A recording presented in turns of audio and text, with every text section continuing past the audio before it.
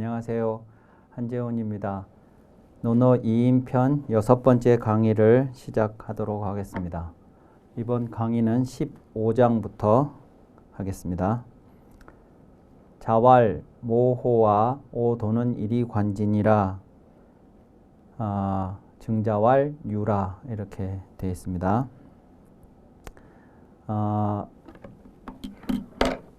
이 모호와 할 때 이 모는 이제 3자인데 이제 3호와 이렇게 하지 않고 모호와 이렇게 읽는 경우는 이제 유학에서 이제 성인들로 이제 추앙받는 분들의 이름을 휘라고 합니다. 휘라는 것은 꺼리다라는 뜻인데 피한다라는 의미가 있습니다. 피한다. 그러니까 내가 직접 이름을 부르지 않고 그걸 이제 애둘러 피해서 표현하는 그런 방식인데, 이제 성인들의 이름 혹은 부모님의 이름, 이런 이름들은 직접 거명을 하지를 않고 모라고 읽습니다. 모라고. 그게 이제 우리의 전통적인 방식이었습니다. 그래서 저도 서당에서 공부할 때 성인들의 이름이 나오면 모호와 이렇게 이제 읽었습니다. 그게 이제 공자도 그렇고 안연도 그렇고 증자도 그렇고 이제 논어에서는 이제 그런 분들, 그리고 이제 나중에 맹자 가면 맹자의 이름이라든가 이런 분들은 이제 거의 다 모라고 이렇게 읽습니다. 그래서 모라고 읽는 게 이제 그래서 그런 거라는 걸 알아두시고, 그 다음에 이제 이 글자는 전통적으로 증자의 휘를 삼이라고 했는데, 어떤 데서는 이게 삼이 아니고 참이라고 하는 데가 있습니다.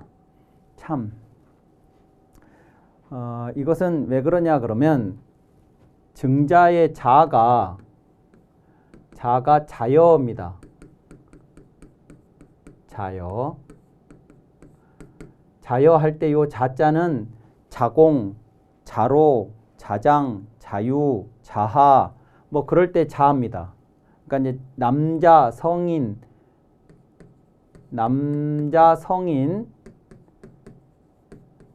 성인에 대한 미칭입니다.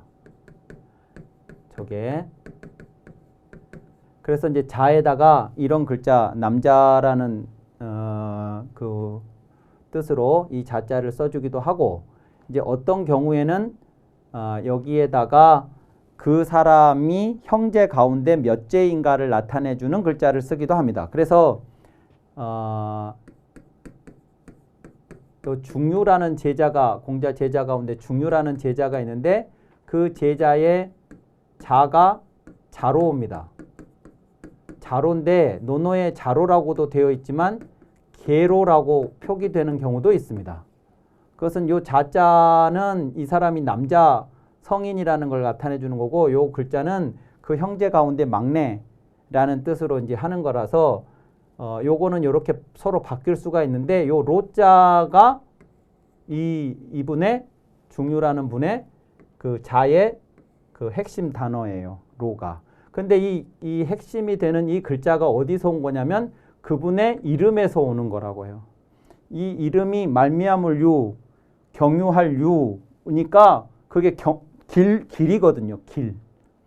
그래서 그 사람의 자를 지을 때 그 사람의 이름자 뜻을 따서 그 이름자에 근거해서 자를 짓게 되어 있는 겁니다. 그러면 이제 요 증자는 자가 자여인데, 여기도 이 자자도 이런 자자나 같은 거니까 핵심 뜻은 요 글자에가 있는 겁니다. 이게 수레여라고요. 수레여니까 이 글자가 수레하고 관련된 글자여야 된다는 거예요. 이름이. 그러면 석삼 이렇게 하면 석삼자하고 수레하고는 연결이 안 된다는 거죠. 그래서 석삼자가 아니고 그냥 우리는 그냥 관습적으로 석삼자로 삼호화 이렇게 읽었는데, 그 석삼자가 아니고 증삼이 아니고 증참이다 할 때 요 참자는 뭐냐면 요 말마자 옆에 요 글자가 쓰면 요게 견말참입니다. 견말참. 그러니까 견말이라는 것은 수레가 이렇게 있으면 이 수레를 끌 때 네 마리의 말이 끄는데 두 마리가 이렇게 끌고 그리고 여기 요 두 마리의 요 수레는 연결이 되고 나머지 한 마리 또 나머지 한 마리가 이렇게 이제 네 마리가 끌어가는 방식이 수레인데 네 마리가 가더라도 요 중앙에 있는 이 두 마리에게 수레가 온전히 연결이 되고 이 가에 있는 두 마리는 그냥 따라만 가는 겁니다. 수레에 연결하지 않고. 그러니까 얘들은 훨씬 이제 힘이 비축되어 있는 상태라서 나중에 이 가운데 말들이 이제 힘이 다하면 요 말을 가운데로 오게 하고 요 말들을 이제 가로 빼죠. 그래서 계속해서 이 수레는 속도를 계속 유지할 수 있게 하는 건데 요 가에 있는 이 말들을 견말이라고 해요. 곁에 있는 말들이라고 해서 견말참 이렇게 이 글자를 쓰는데 이 글자가 요걸 가져온 글자일 거라고 이제 보는 것입니다. 그러면 이제 이게 수레하고 연결이 된다는 것이죠. 그래서 저걸 이제 참호화라고 참 증자 이름은 참이다 이렇게 이제 해석하는 경우들이 있습니다. 근데 이제 우리나라에서는 다 대체로 증삼이라고 증자의 시호를 이름을 휘를 그렇게 불렀죠.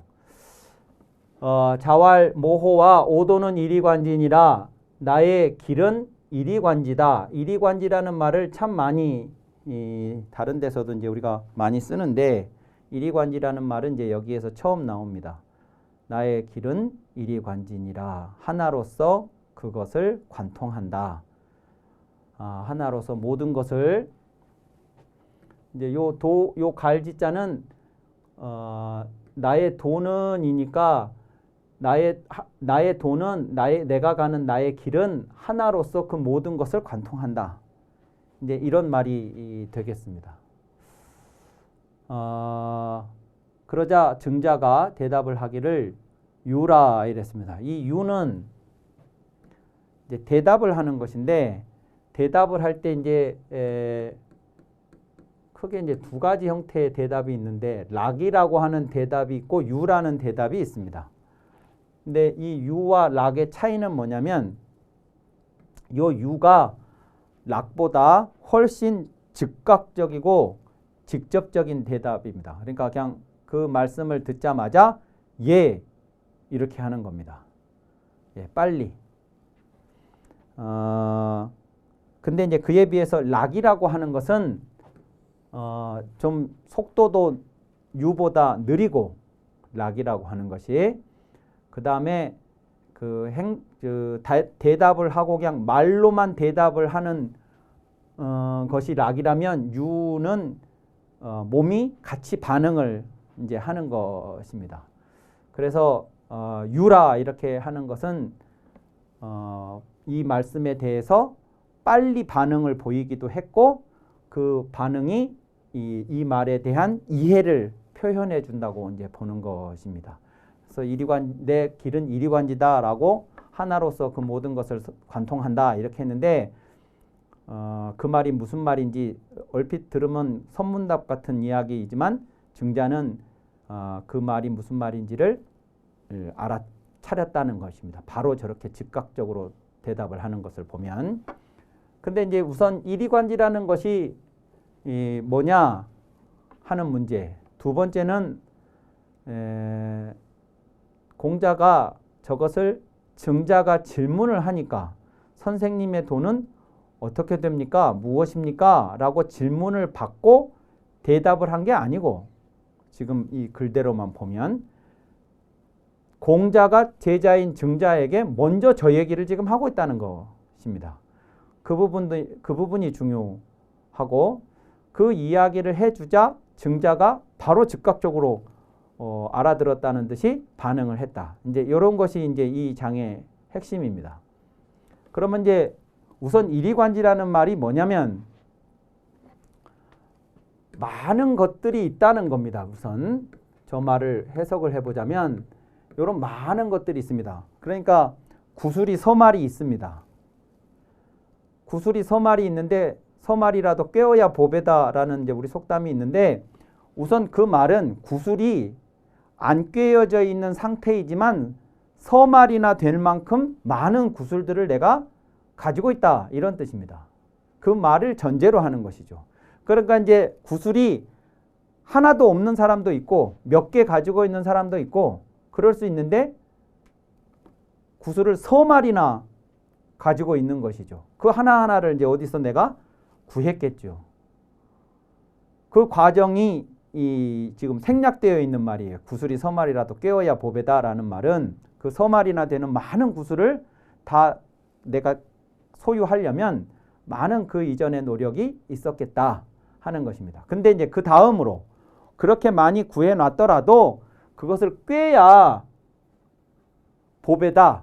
이제 이런 말이 되는 것인데 지금 공자는 이 이리관지의 이 목적어에 해당하는 갈지자에 해당하는 많은 내용들을 가지고 있는데 그 많은 내용들을 하나로 다 관통하고 있다. 지금 그거를 증자한테 얘기를 해준 겁니다. 그러면 이게 이제 뭐냐? 그러면 이 증자가 공자가 지금 얘기를 해주고 있는 제자 증자는 공자가 봤을 때 내가 가지고 있는 그 서말 그 공자의 그 가르침의 내용이 서말의 구슬이라면 서말의 구슬 하나하나에 대해서 증자가 알고 있는 거예요. 그걸 알고 있기 때문에 이제 그 다음 단계를 공자가 얘기를 해준 겁니다. 이 모든 내용들이 다 따로따로가 아니고 하나로 다 관통돼 있다. 꿰뚫고 있다. 이렇게. 그러니까 이제 서말에 대한 구슬 하나하나를 증자가 배우고 그것을 다 배운 증자에게 이제 다음 단계로 공자가 가르쳐 줄 것은 그것들이 따로따로가 아니라 하나로 관통된다는 걸 알아야 된다.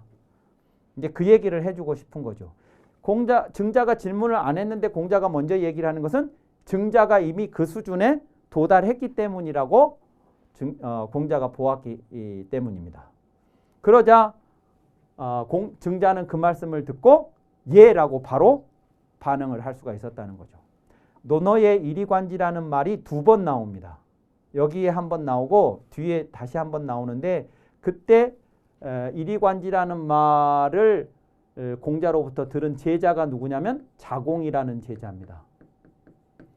근데 그때는 공자가 이렇게 얘기를 하죠. 너는 내가 많이 배워서 그것을 기억하고 있다고 생각하느냐? 그렇게 자공한테 질문을 공자가 합니다. 그러자 자공이 예, 그렇습니다. 아닙니까? 이렇게 반문을 하죠. 그러자 아니다. 나는 이리관지하다. 이렇게 표현을 합니다. 그러니까 이제 거기서도 자공이 공자의 그 서말의 구슬로 비유했던 그것을 자공은 공자가 그걸 하나하나를 다 배워서 그것을 이제 기억하고 있는 것이라고 생각하느냐고 이제 공자가 질문을 했고 자공은 그렇다고 말을 하면서 아니냐고 이제 반문을 하니까 아니라고 하면서 이제 그게 이리관지다 하는 것이죠. 그래서 이제 이리관지라는 말을 공자로부터 들은 제자가 2명인데 안여는 이미 일찍이 세상을 떠났고 이제 그 이후에 자공, 증자 이런 제자들이 공자로부터 이리관지라는 말을 들은 걸 봤을 때 이제 최고의 제자들이다. 이제 이런 평을 받게 되는 것이죠. 자, 그런데 이 자리에 아마 증자만 있었던 것이 아니고 다른 제자들도 있었던 것 같습니다. 그런데 이제 증자의 이름을 직접 부르면서 나의 도는 이렇다라고 이야기를 했고 증자는 그것에 대해서 알아들었다고 예 이렇게 반응을 했습니다. 그러고 선생님이 나가셨어요. 자, 출커신을 문이니문을 하이야 있고 증자왈 부자지도는 충서이 이으니라 이제 이랬습니다.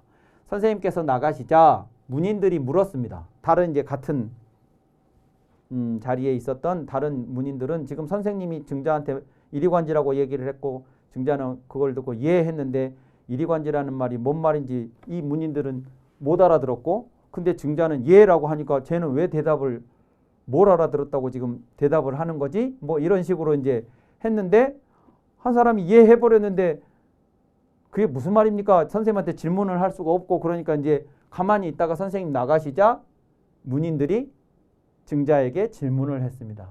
하위야 있고. 그게 무슨 말입니까? 무슨 말씀입니까? 아까 이리관지라는 말이 그게 무슨 말씀입니까? 하고 문인들이 물으니까 증자가 대답을 하기를 부자지도 선생님의 돈은 충과 서일 뿐이다. 이렇게 답을 했습니다. 자, 그러니까 이리관지 할 때 요 일자가 이 일자가 딱 하나만이 아니고 여기서 지금 증자는 충과 서를 요 일로 보는 겁니다. 그러니까 충과 서로서 선생님의 돈은 모든 것을 꿰뚫고 있다. 관통하고 있다. 이렇게 이제 해석을 한 것이죠. 그러면 이제 충과 서를 설명하기 전에 요 공자가 일이라고 표현한 이것을 증자가 예라고 대답을 했을 때는 이 일이 충과 서를 가리키는 거라는 걸 증자는 알고 있었다는 것입니다. 그러면 이제 충과 서가 뭐냐? 그러면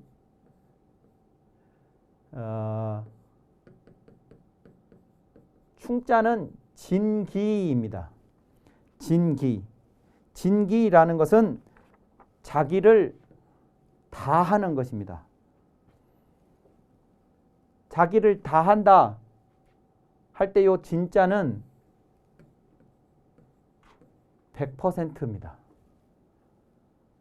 그러니까 전체가 100이면 100을 하는 것을 진이라고 합니다. 만약에 99.9만 했어도 0.1이 모자라면 요건 미진입니다. 미진하다 할 때. 그러니까 나를 다 한다는 건 어떤 일에 임할 때 내가 할 수 있는 모든 것을 다 하는 것입니다. 그것을 충이라고 합니다. 이 충자를 나라에 충성한다, 임금에 충성한다라고 이제 보시기가 쉬운데 그것은 충의 한 부분을 이야기를 하는 겁니다. 그러니까 나라에 벼슬을 하는 사람이 나라를 위해서 임금에게 벼슬을 하는 사람이 임금을 위해서 자신이 할 수 있는 모든 것을 다 하는 것이 그것이 충성이다 이런 얘기지 꼭 나라에 대해서만 충성을 얘기할 수 있는 것은 아닙니다. 그것이 어떤 일이든 무슨 일이든 간에 내가 할 수 있는 모든 것을 다 부어서 쏟아 부어서 하는 것이 충이고 요 서는 뭐냐면 서는 축이입니다. 축이. 자기를 미루는 것이죠. 자기를 미룬다 하는 것은 우선은 자기 안에 갇히지 않는 것입니다. 즉 나라고 하는 자기라고 하는 이 틀 안에 내가 갇혀 있지 않는 겁니다.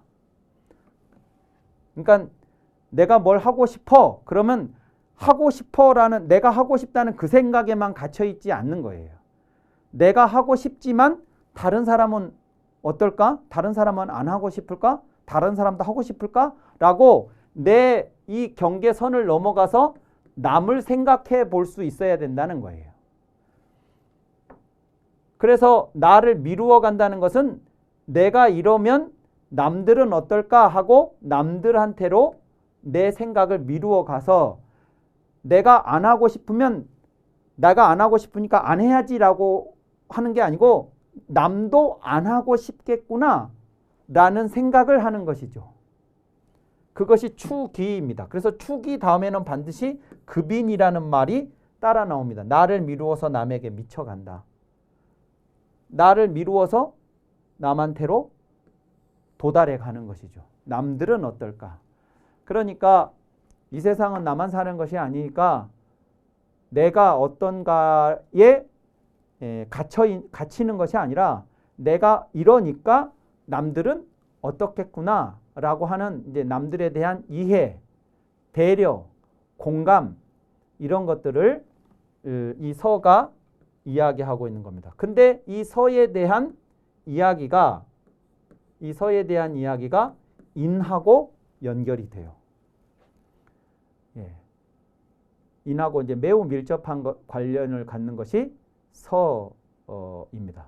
그래서 공자님이 수많은 이야기들을 하시고 계시지만 그 모든 이야기는 어떤 일에든 자기가 할 수 있는 최선을 다해서 그 일에 임하고 또 나 자신에게만 갇히는 것이 아니라 나를 미루어서 남에게 다가가는 이제 그런 이야기가 공자님의 모든 선생님의 모든 그 도를 관통하고 있는 것이다라고 이제 풀어서 설명을 해주는 거죠. 그러니까 이제 증자가 공자의 말씀에 하나에 대해서는 이해하고 있었는데 그게 어떤 하나로 싹 다 관통이 된다는 걸 몰랐을 수가 있는데 그 지점을 이제 공자가 이리관지라는 말로 설명을 해줬고 그 이리관지라고 할 때 그 하나가 뭔가 하는 것을 증자는 충서로 사람들한테 설명을 해주고 있는 그런 장면입니다.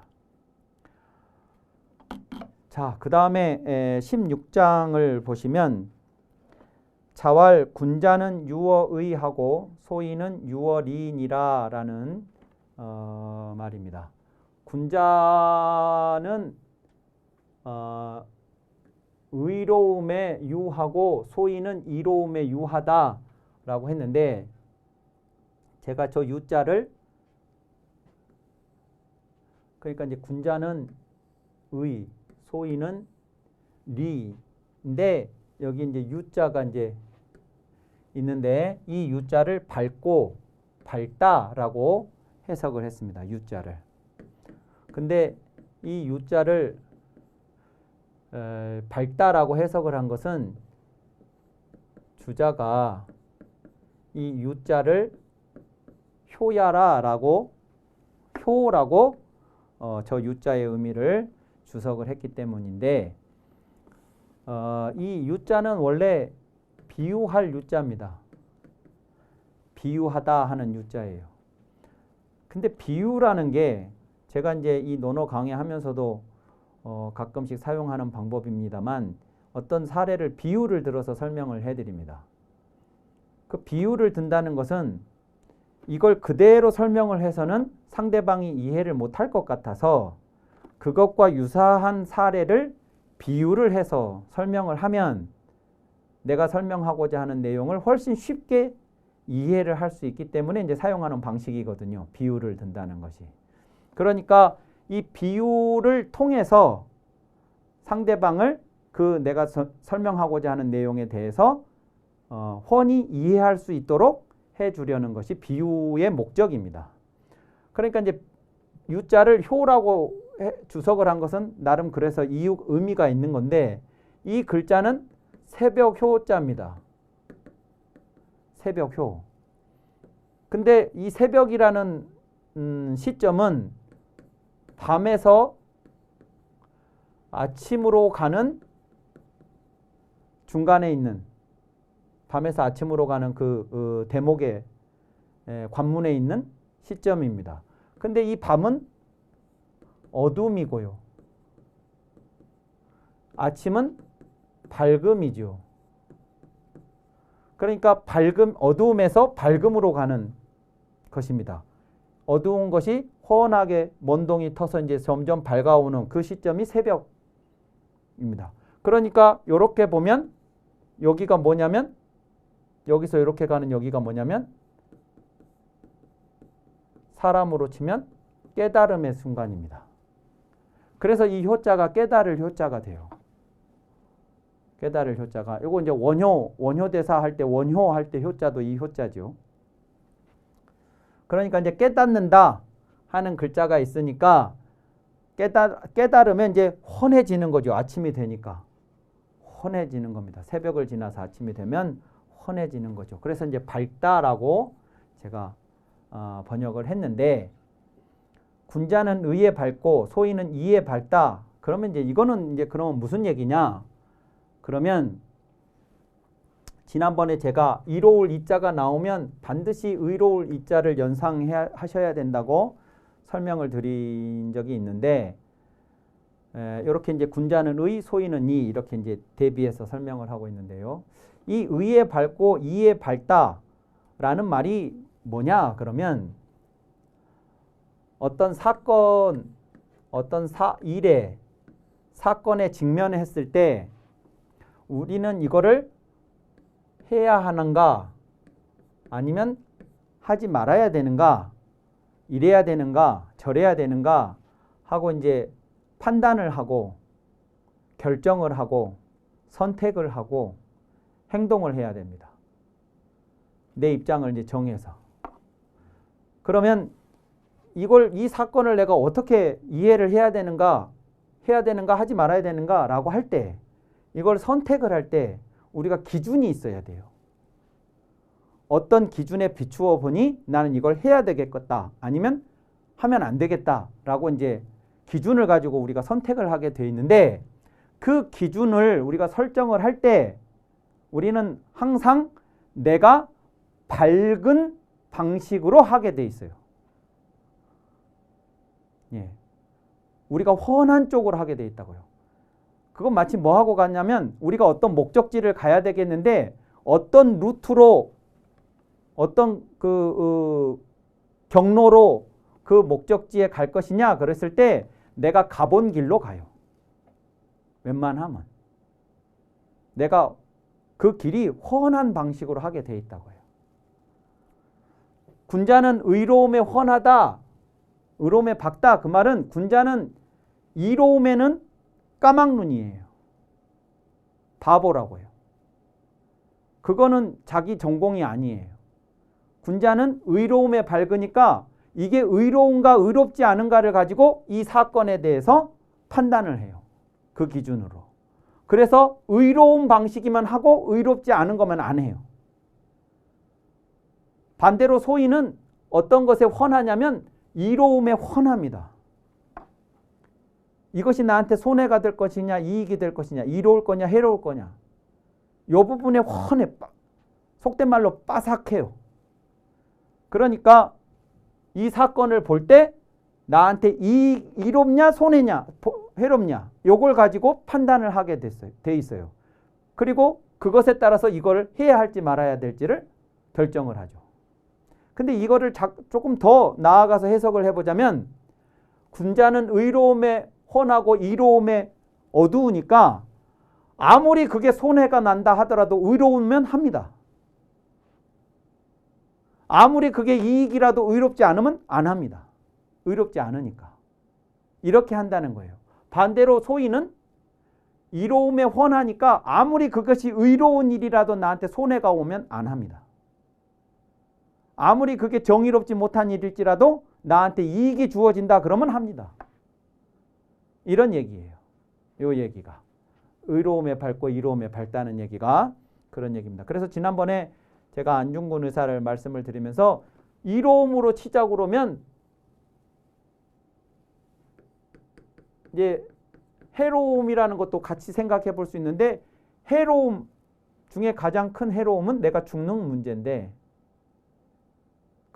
아무리 내가 죽음이라는 해로운 상황을 맞이하더라도 그것이 의로운 길이라면 가겠다 하는 사람들을 의사라고, 의로운 선비 이렇게 부른다고 말씀을 드렸죠. 그분들은 이 해는 몰라요. 의롭냐 안 의롭냐만 아니까 의로운 길을 가는 것입니다. 이제 그에 비해서 같은 시기에 살았던 매국노들은 그것이 의롭냐 의롭지 않느냐는 관심사항이 아니에요. 나한테 이익이냐 손해냐만 따지니까 이익이 된다 그러면 나라도 그냥 팔아먹는 겁니다.